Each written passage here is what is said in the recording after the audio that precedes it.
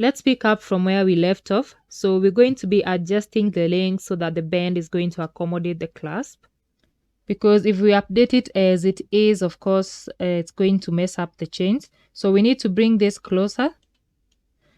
But first, let me just apply the constraints without updating them.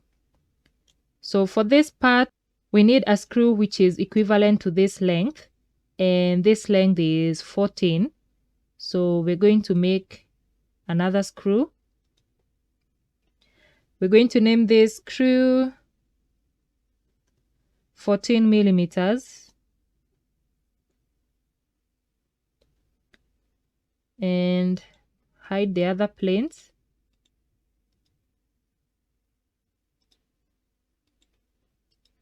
Then we're going to sketch the YZ plane and create here a circle which is 1 millimeter in diameter.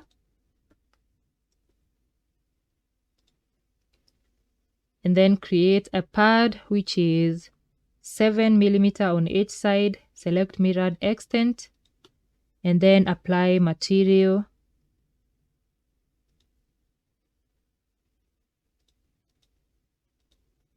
Then you can hide the plane and save it.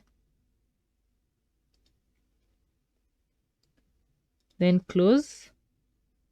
So we're going to insert it here. Select product 1, insert existing component and select that screw 14 millimeters.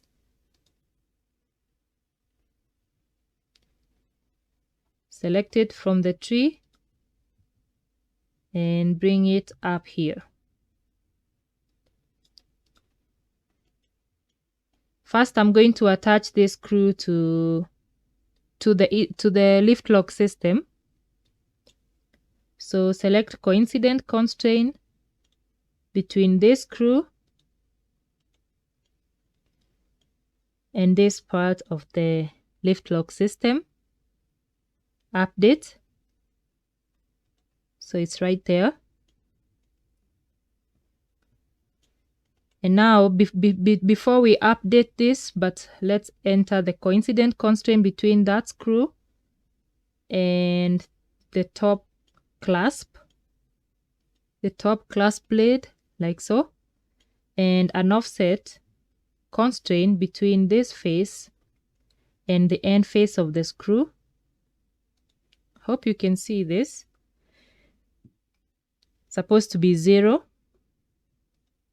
And select OK, but we are not going to update it. As I said, it's going to mess up everything. So I can deactivate one part, such as this part here.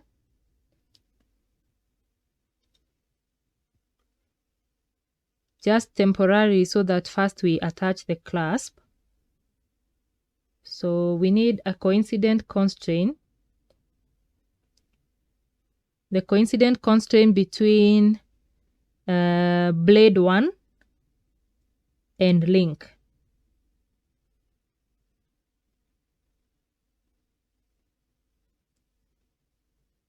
And I think it's this one. We have, can look for blade 1 and link.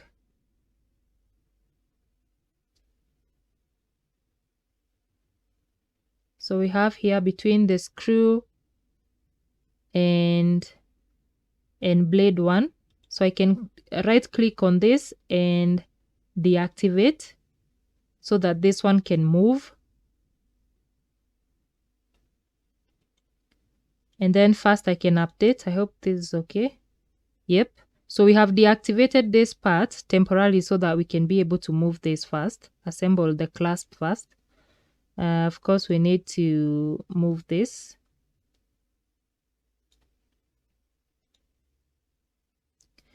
The other thing I can deactivate first is the 30 millimeter distance here, the offset. So this offset between blade 1 and blade 2, I'm going to deactivate it first. And now I can try to move this. down like that. And we are able to move this one as well.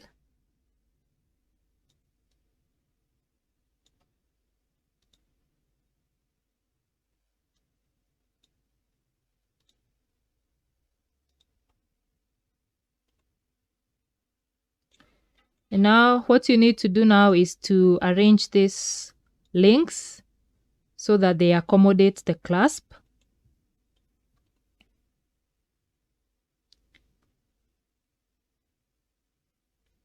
And I think we need to increase the length of this cover, which is very simple. As I said, we made it 35. Let's try to make it 40. So you can open clasp cover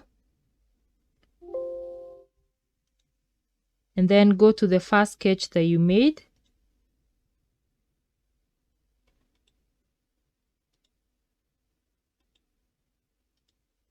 Okay, this sketch 6.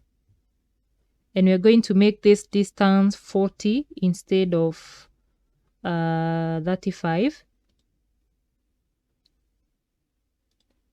Exit and save. Select OK and close this. So the cover is now longer, so this one doesn't extrude a lot. So before I update this, I reactivate this constraint. We are going to try to modify our links so that it would look exactly how it would look when it is in a closed position in real life.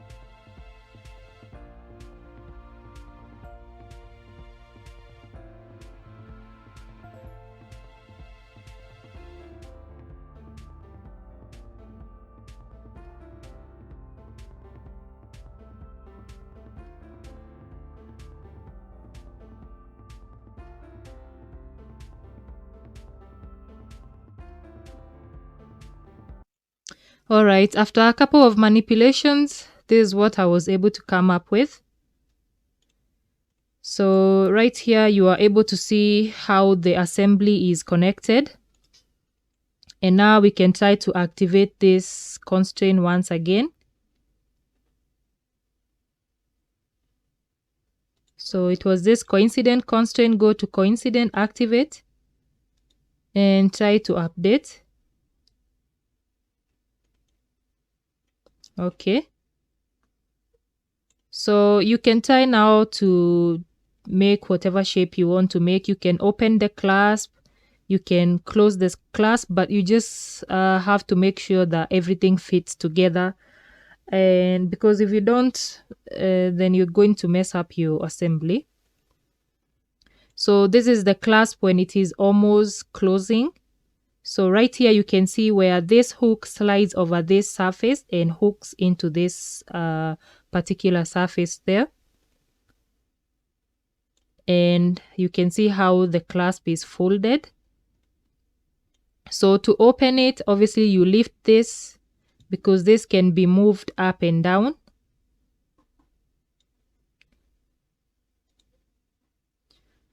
So to unhook it, you usually lift this one up. And because there's a lever here, it can move up and down to close. So the only thing that is remaining is to create this clasp cover.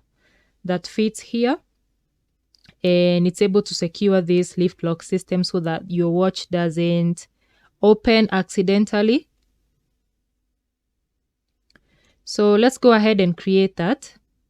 You're going to open another mechanical design, part design. You're going to name this the clasp safety cover.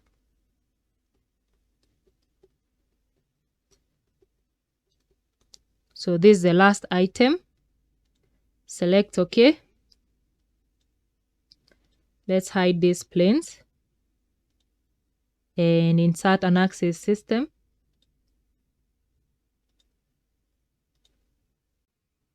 We actually don't need to make any new sketches. We can just reuse the one that we had for the clasp cover. So we can open the file, and the two profiles that we're going to use, we have to close the assembly first.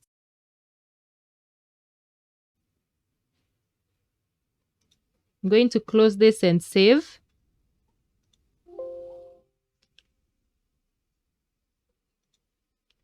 We're going to save using save management. So just for the assembly, save, select OK, and then close it. Then I can go back to the clasp cover.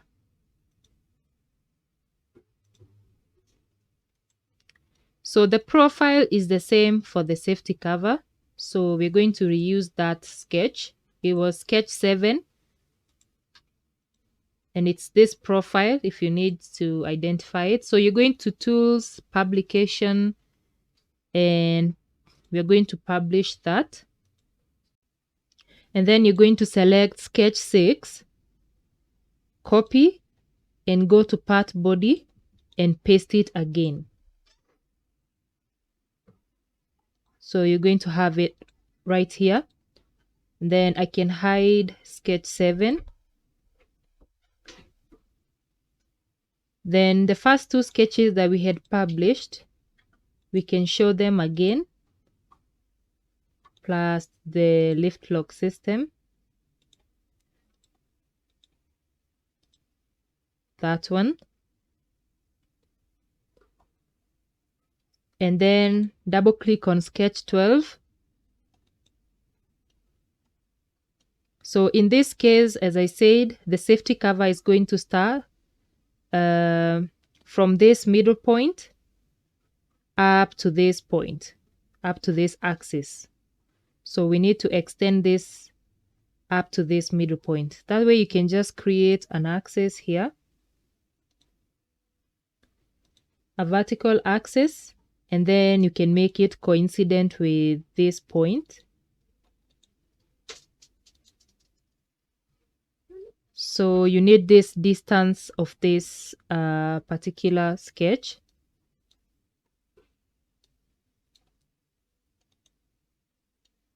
So I don't know if we'll be able to move this. No, there's a coincident constraint here, so we can move it. Okay, we can just create the circle once again.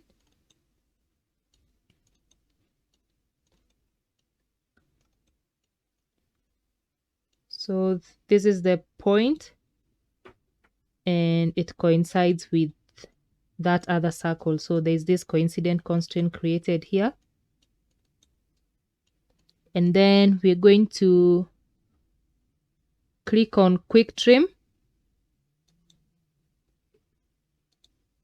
Trim it up to that point. And then trim off from this side.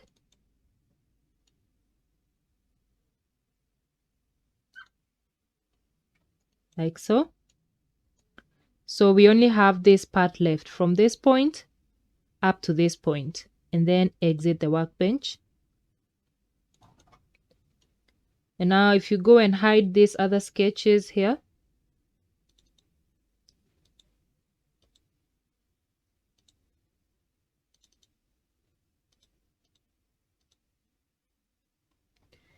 and only show sketch 12, as well as sketch 7. So those are the two profiles that we are going to use to create the safety cover. Plus there's another sketch from the lift lock system, and that is the one that we are going to use to create an indent in the safety cover to accommodate the previous profile created in the lift lock system. So those three sketches, select them.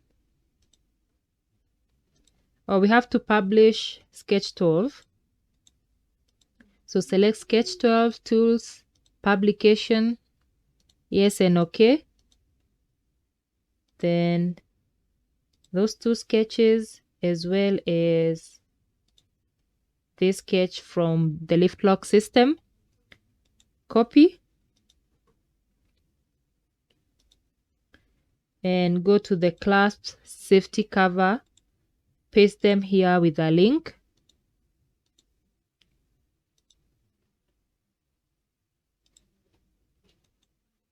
So this is what we have.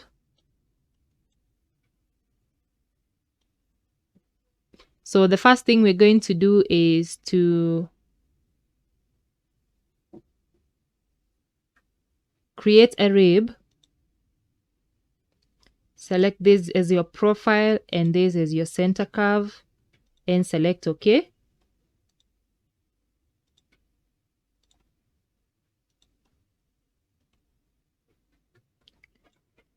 And the reason I selected this profile is to show us up to what point the other profile ends. So because we are going to cut out that section. Alternatively, you can still use the top blade sketch to identify up to what point it ends. But in this case, I'm just going to use this one. So you're going to select the XY plane.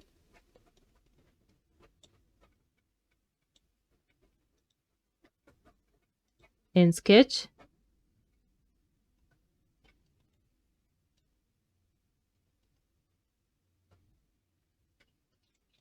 All right, I needed to see the profile. And then you're going to create a rectangle.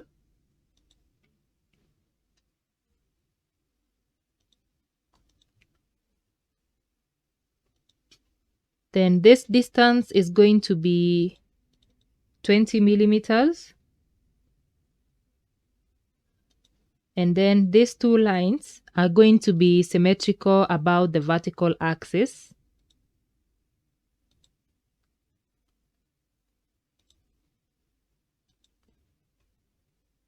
And then you can either align this with this, coincide this length to this, or you can select the distance between this end and this line to be 5. So where we had 2 axes. And then exit. Then we're going to create a pocket up to last.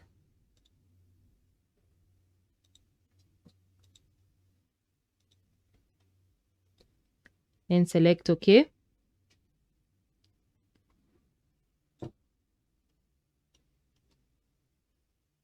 So this is what we have. We're going to create some slots or some pockets where we are going to mount the screws. And this is going to be the same 20.4 millimeter screw that we're going to use to connect the blade and this clasp cover. So select the ZY plane and sketch. And you're going to make a circle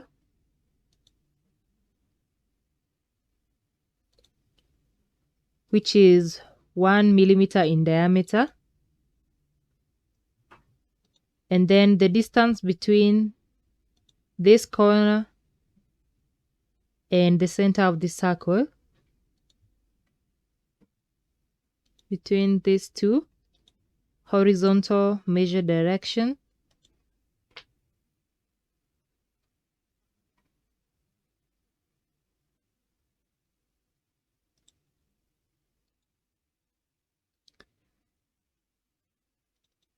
This distance is going to be 1.5.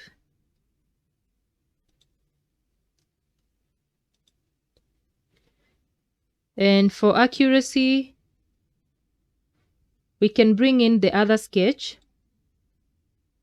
So you can go back to this clasp cover and bring in this sketch 1.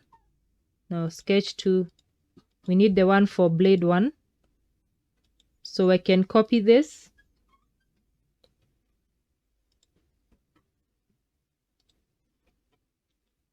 and paste it here.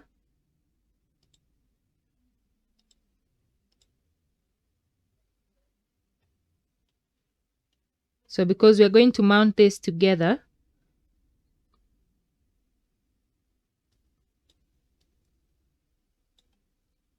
so the distance between this point and this center, no, that's wrong. We need the center. The distance between the center of the circle and this point is supposed to be 1.5. And we can either use this, or you can also use the distance from here to here should be 1.5. If I cross check the distance from here to the center of the circle, horizontal measure, it should be 1.5. So it's still accurate. And then exit. You can hide these sketches. And then create a pocket with mirrored extent. Select dimension, mirrored extent, and this is going to be 10.2. This is the sketch. Preview and select OK.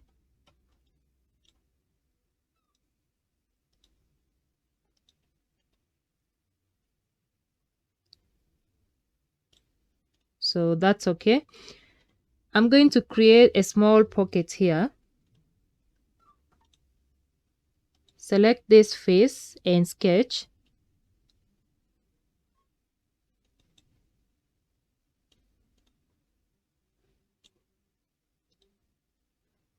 And we're going to create a small rectangle a small rectangle right here.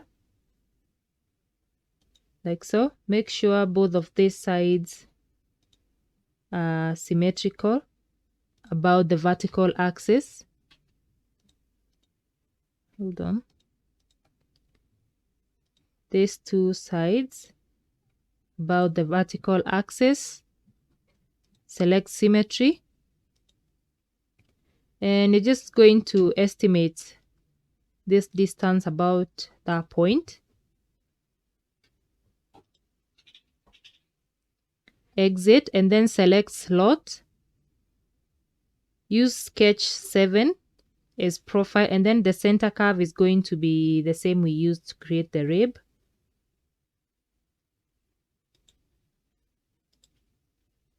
So not that one, but this one. Like that. And our clasp cover is done. We can add material.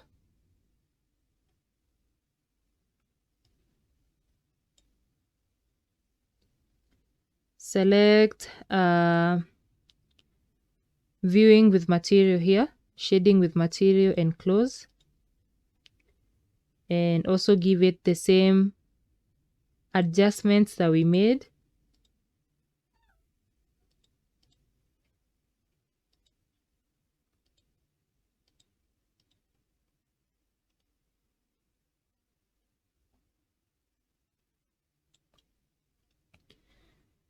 Now, once it's done and we have assembled it, I'm going to show you how we're going to make the engravings. Let's first go and test it out by assembling it in our assembly 1. So you're going to save your work.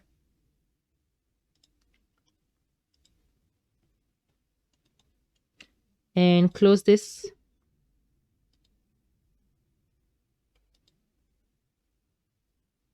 Then hide all these sketches.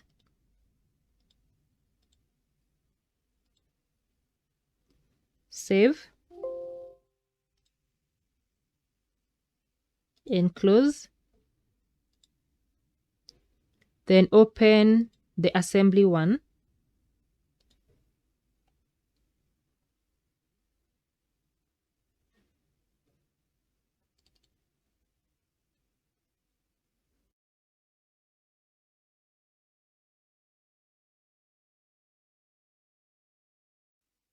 Then from the tree, you're going to select it and select snap automatically to selected object so that you can move it along. So we need to flip it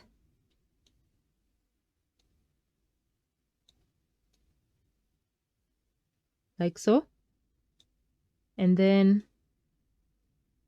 like that.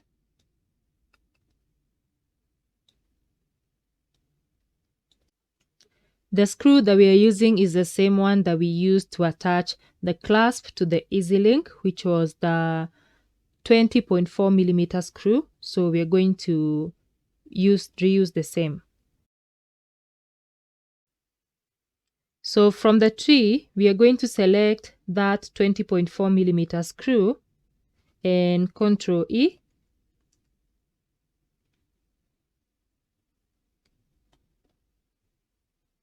And then it's going to be one instance. It's right here. And select OK. Then we can move it closer. Right there.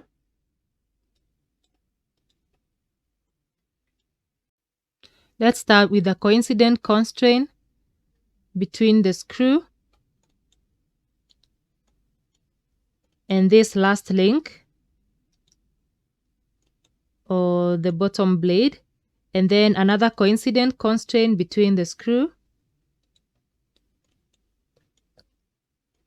and the slot in the cover. So we have to zoom in.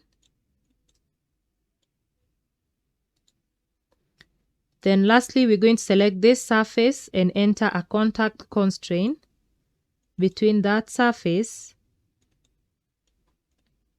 and this end of the screw, this face.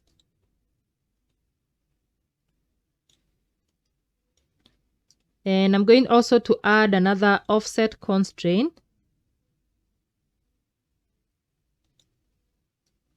between this surface of the clasp and this one, which is going to be 0. Then update. Don't worry if it comes out messed up like this.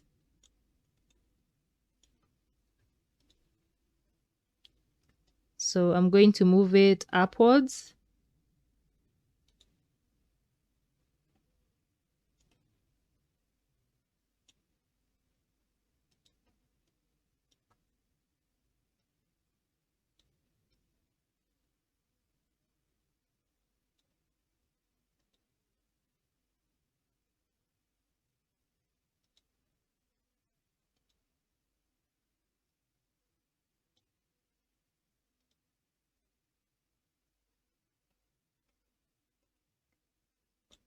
All right.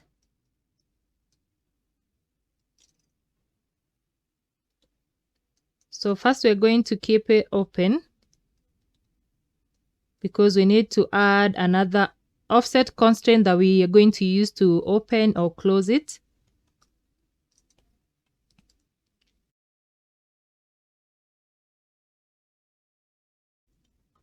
I need to hide all these constraints.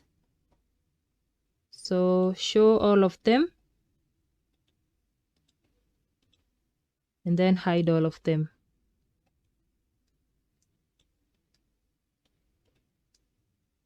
So this part, usually, as you saw from the lift lock system, the profile, somewhere it goes down and that's where the clasp usually covers. So if you want to completely close this clasp, the first thing we're going to do is to activate that offset constraint between the two blades.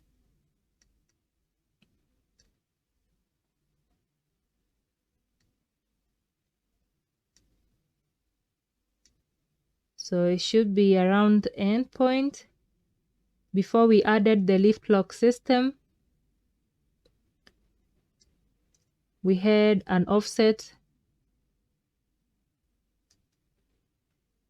Here's the easy link. Then we have between blade 1 and blade 2, we had an offset constraint.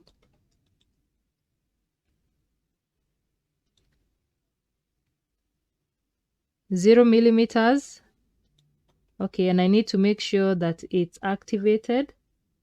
Oh, this one right here. Definition, we need to make it 0 mm and then activate it.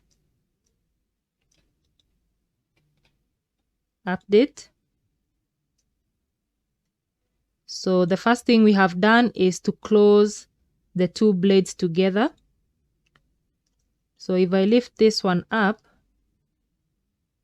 no, not like that.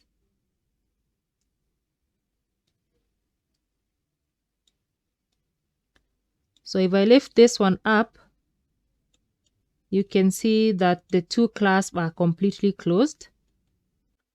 Now switch back, and then we're going to add one more constraint between this lift lock system and this link here.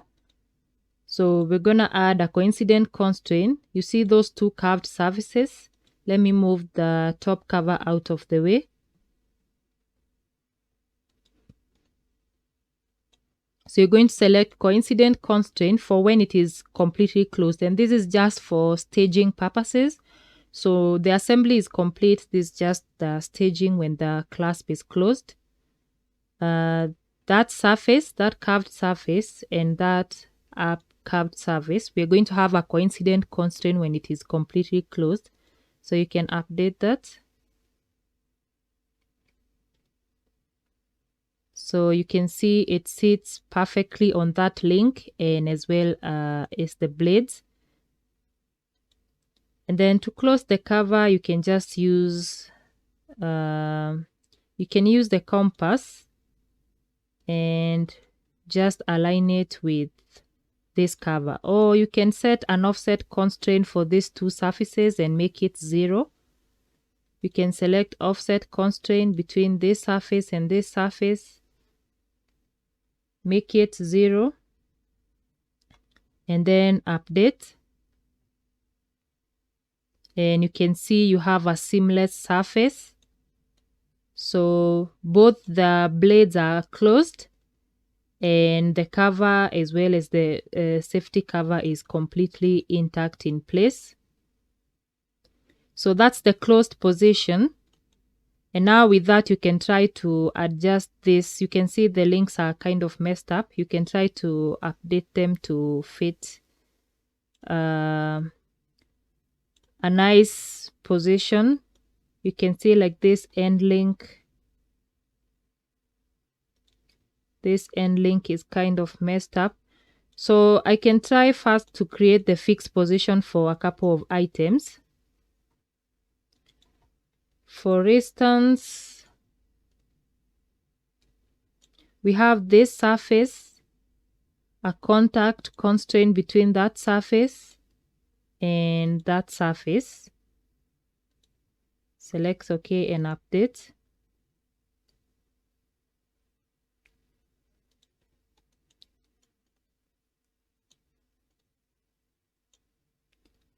So we don't need those to be moving away. And for this one, I can repeat the same for this one.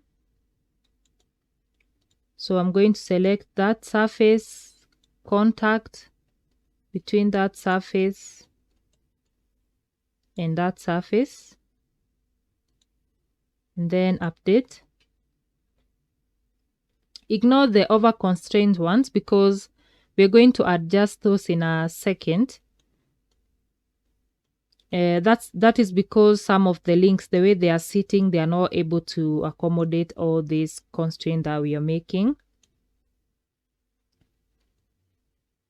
So you can try to adjust this by adjusting the links. I'm going once again to fast forward this because it's kind of a tedious work.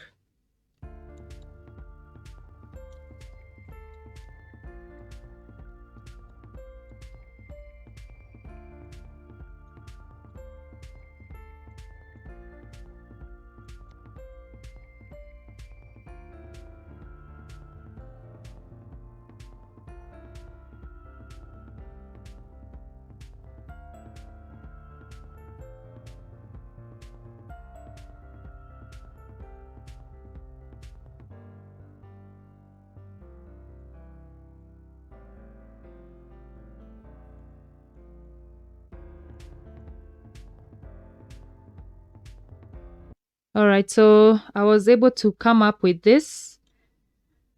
This would be the shape when the watch is closed around an arm. So the blades are usually a bit longer than the clasp cover. And in this case, we have opened up the easy link. So you can still set up a closed position with the easy link closed if you want. Just do as I showed you when you are assembling the easy link. These two surface constraints are still over constraint, so you can delete them.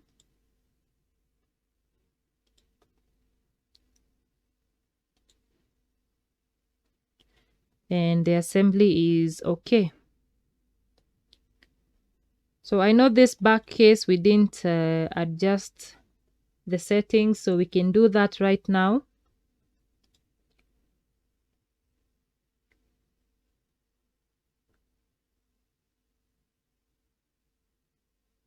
I can't even remember how we called it.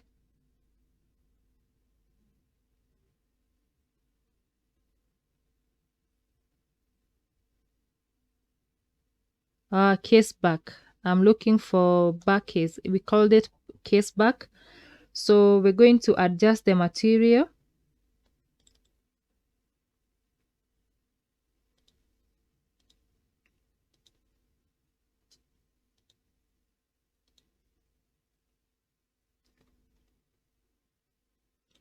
All right, save that and close. So this is what we are looking at so far. So now for the finale, for the final part is just to add the logos. And for this clasp cover, the reason why you can't see where it's ending is because you have not added that raised logo here, the one that you use to open the clasp. So let's do that. Remember that crown that we created? There was a drawing that we made and we had the crown logo. So that's the same exact one that we are going to use for the clasp cover. For now, let's save this assembly and go back to that drawing.